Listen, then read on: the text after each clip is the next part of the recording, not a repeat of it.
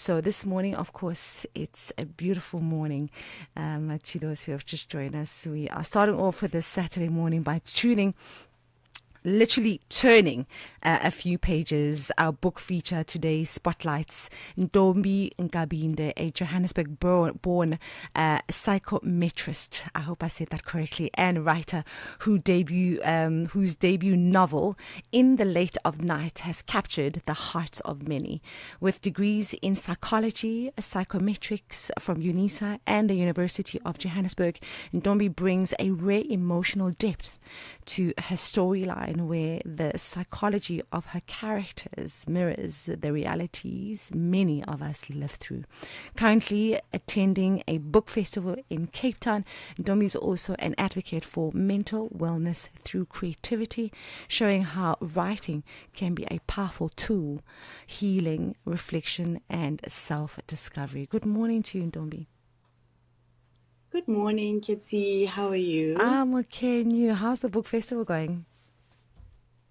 Well, I haven't been. My speech is today, Mm-hmm. so today was just to relax at the hotel, have a Mm. Stellenbosch. But yeah, my talk is today. Yeah, you see, self-care, right? Self-care, Beautiful. take the time just to breathe, take in the space, breathe in the air. That's all Relax. about mental health, you know what I mean? So before your big day and your big moment, thank you so much for joining us this morning. Thank you. And we're so grateful that you made the time to be with us here on Oasis. Thank you. Thank you for the invite. Ntombi, listen, I just want to first congratulate you on your debut novel, In the Late of Night. For those who haven't read it yet, tell us what inspired the story and the emotional world it explores. So for those who haven't read it, what inspired me to write this book was really just the experiences that women, especially around the ages of 30 to like 35, our experiences in terms of the dating world, the love and relationships aspects of our lives, and also just our family dynamics and how they influence the type of guys that we choose for ourselves in relationships. So I just wanted to just chronicle what the four women that I write about, Mm. what they experience, and also, the family dynamics, their backgrounds, and what they actually um, bring into the relationships that they find themselves in their lives. That's very interesting. It's almost like, there's a certain level of focus that you have with human behavior, which is quite interesting. But actually, before I ask you the next question, what is psychometrics? So psychometrics is basically psychological tests or assessments Mm-hmm. that we do. So basically, I work in the corporate space. So Mm-hmm. there we use tests to kind of like figure out if a person will be a right fit for the job. So remember, if you've looked for a job before, you go through interviews, and after that, they send you through to assessments. So that's what I do basically. Ah, this is so fascinating. It's like I say, I'm very fascinated by the human mind, honestly, because this psychometrics speaks to that, and then links it up to human behavior as well. Very, very interesting. As a psychometrist and mental health professional, how does your understanding of human behavior influence your characters and their inner struggles? Yeah. So, because each and everything that we do is influenced by the mind and the brain, right? Mm, And also show up in the real world, you'll find that it's because of what they went through in their childhood. Somebody who didn't experience a lot of like childhood trauma mm, would actually show up differently from somebody who experienced a lot of trauma when they were growing up. Influenced a lot on my characters. You'll see also with the relationship that they choose for themselves. It's mm. actually influenced by mostly what they went through in their lives when they were growing up. And because these are women, they are also influenced a lot by the choices that their mothers made when they were growing up. So you find that some of them end up becoming their mothers, so to say. Others try really, really hard not to end up like their mothers. So it sounds like, so were you very intentional, like having your characters to be more round characters instead of characters that don't grow? Because, of course, focusing on mental health and mental growth, were you very intentional about that? I think for me, because yes, of my background in psychology, it actually is, I don't know, maybe I can say 99.9% of Yeah, my life. So, yeah. so it would also influence how I write and my characters. It's really important character, not even a character, to look at a human being holistically, you know. Yeah, you look at their behaviors, but also you try and understand what actually shaped this behavior. Why are you behaving in this way? I think with that, when you look at the why and the how, it actually also helps you with, having empathy for the person. People do a whole lot of different things. And, once you understand the why and the how, Yeah. that's where you can have a bit of compassion and empathy for the person. Now, you often speak about writing as a therapy. How has storytelling helped you personally to maintain a balance and mental clarity? So my characters in this book go through a lot. So I have to say that I also did heal some aspects of my life or my background that were not all the way rosy. So yeah, it's for me, it's like therapy. When I write, when these characters are going through certain things, and they eventually, come out of what they were going through, figure out, the way out for them. For me, it's also healing. It's also some form of therapy for myself. And I think also we should look at therapy not just as a blanket approach that you go to a psychologist or a psychiatrist. Not necessarily a friend could serve as a therapy for you. An older family member can be therapy for you. You can receive healing and therapy through music, through art. There's just different avenues for us to find that healing and that therapy. We are chatting to Ntombi Nkabinde, who is the author of her debut book, which is titled Late of Night. I mean, this is really, really incredible. But what I wanted to find out, as you are writing and putting the book together and getting very close to the book, is there a particular character that you relate to in your book, and why?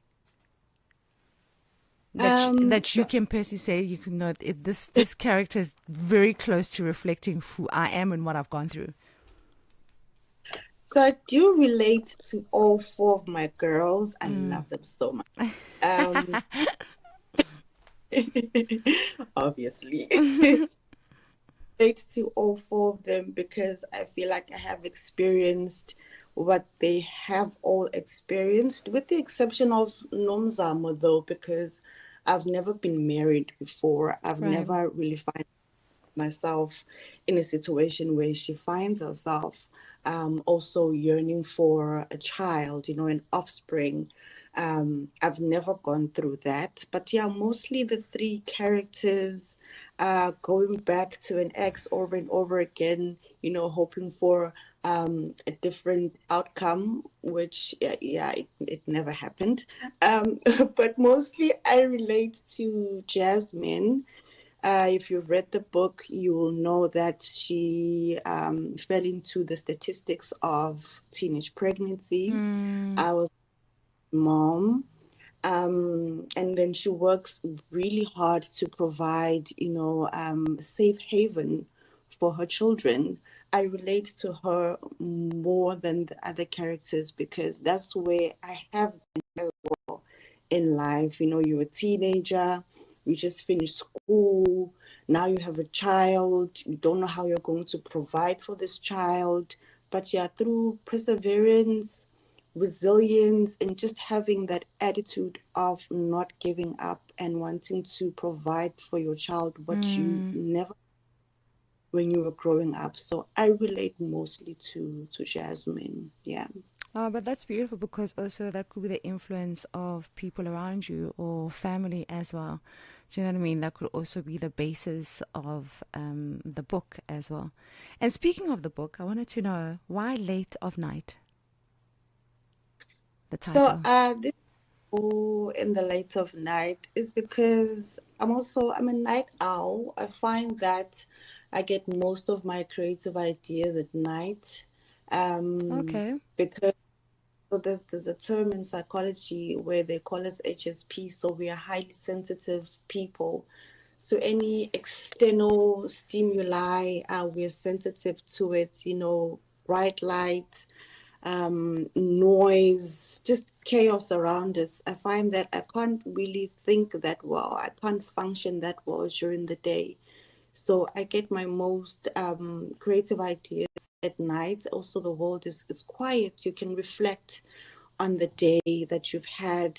I think better at night because just of that quietness, it's still, it allows you to reflect, to introspect, and Mm. also to gain clarity. So also you find that in the book, my characters also tend to do that. They reflect a lot at night because I feel like during the day you have to have on a mask, You have to be this happily married woman.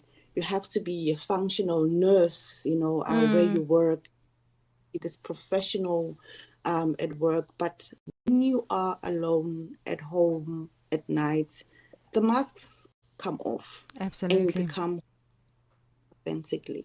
So, hence, I titled it In the Late Late of of Night. Night.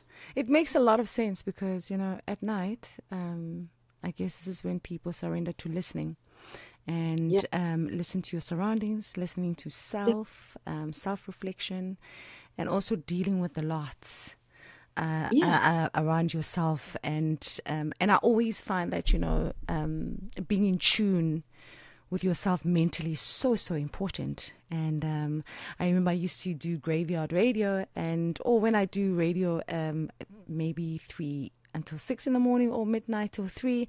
It's always such a beautiful time because there's a lot of surrender that happens. And so this title makes a lot of sense in the late of night because that's when people are listening to a lot within themselves. It's Yeah. really beautiful, really beautiful. You are currently in Cape Town for the book festival, and you haven't been there, no, as yet. You're going in today. How are you feeling about that? So it's going to be my second book festival. The Right. first one I was in September, also Mm-hmm. in Cape Town. Right. Uh, it was a beautiful, beautiful experience. Oh, Also going there, you author. It's your first book festival. It was just amazing. I met a lot of wonderful people, right. writers, and book lovers. So that one in September was the Open Book Festival. Shout Right. out to them. It beautifully arranged. The one for today or this week, it has been running for a week. It's called the Woordfees. Mm-hmm. Um, Also looking forward to having exceptional conversations with Yeah, that's other what I writers. wanted to, that's what I wanted to find out from you. What kind of, conversations you want to have? What conversations about authorship and mental wellness are standing out for you? In light of these conversations, how would you like these conversations to pan out in terms of authorship, mental wellness at the book festival?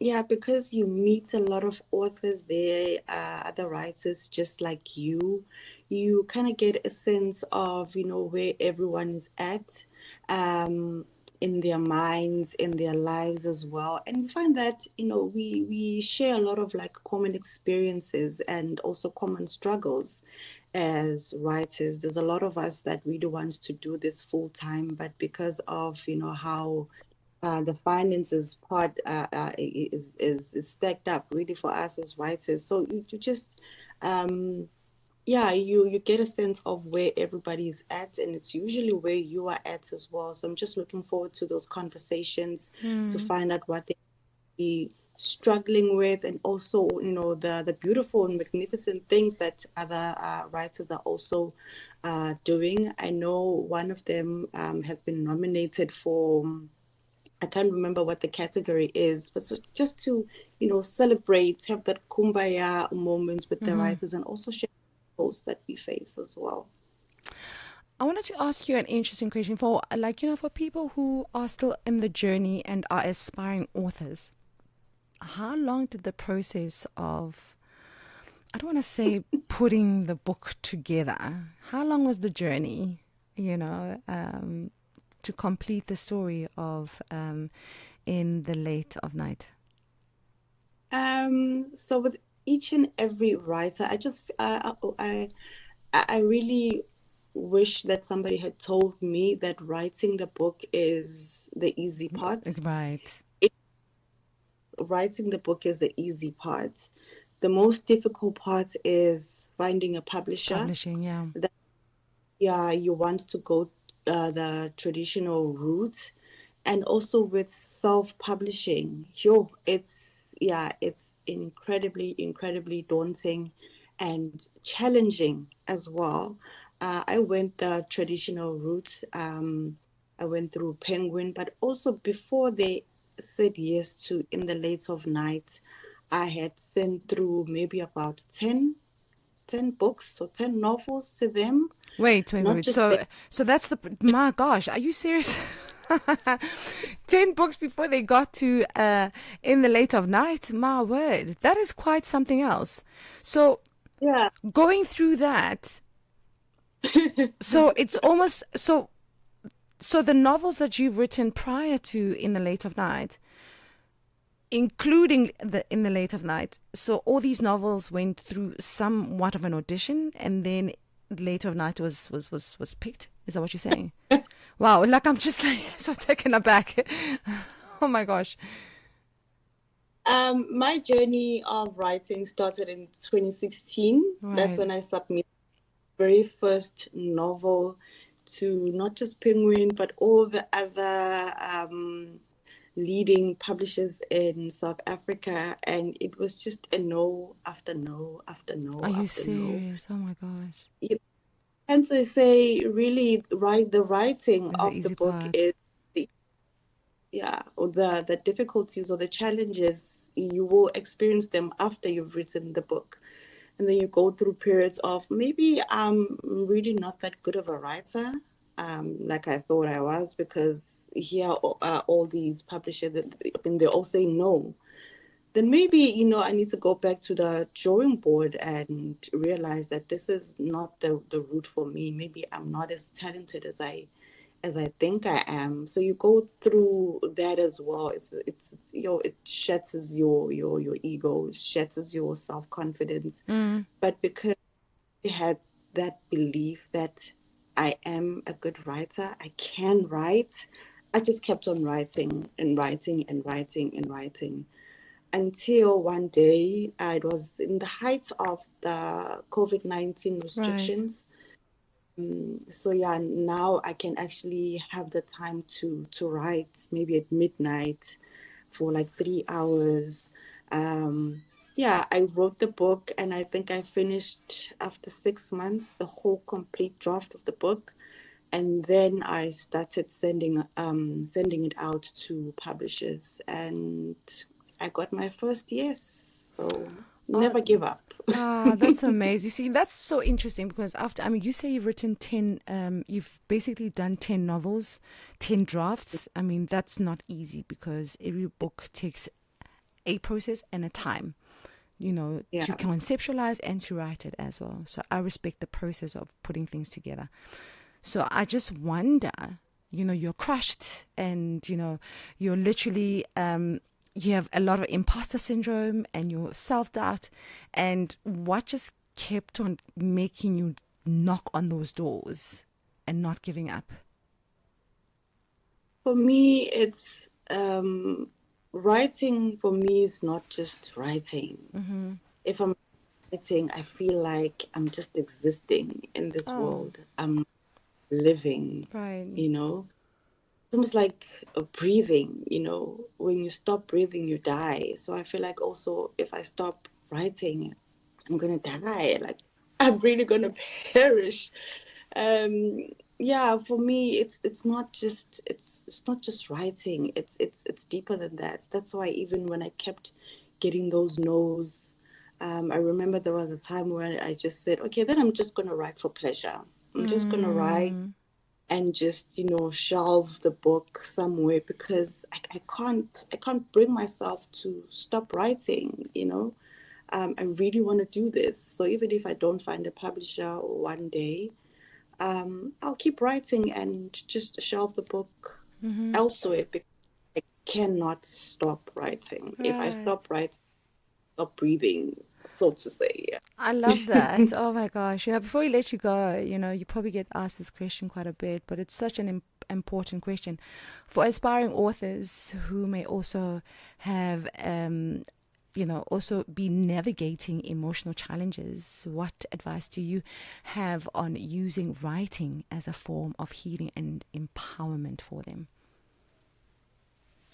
So as I, attend these book festivals, I find that a lot of authors, we've gone through similar challenges in life. Mm-hmm. Um, so it's a way of you find healing when you write, because most of us you find some aspects of who we are in the characters that we write about.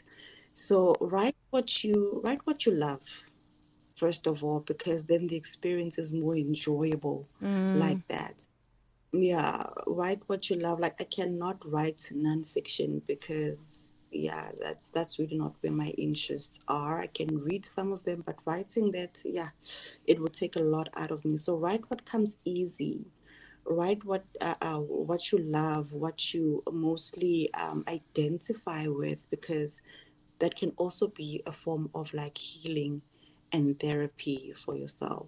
Yeah. So go to what you love the most, the topics that you love the most, and use that as a sort of like healing or class yourself to see mm. how far in this journey of life.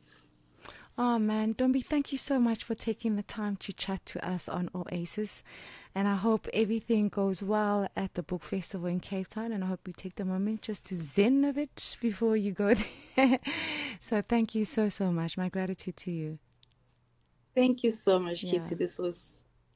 Thank you for the invite. And keep writing, and we hope to hear about another book, please, in the near future. I always get nervous about futuristic things, so I just always say one moment, one day at a time. So thank you so much. Thank you, thank you, thank you. That was Ntombi Nkabinde, who is the author of In the Late of Night.